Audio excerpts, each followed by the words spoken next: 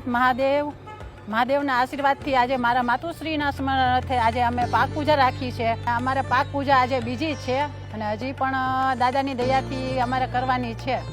એવા દાદાના આશીર્વાદના સોમનાથ ટ્રસ્ટના અમે ખૂબ ખૂબ આભારી છીએ કે અમને આ પાક પૂજાનો એક લાહવો મળ્યો. જય સોમનાથ.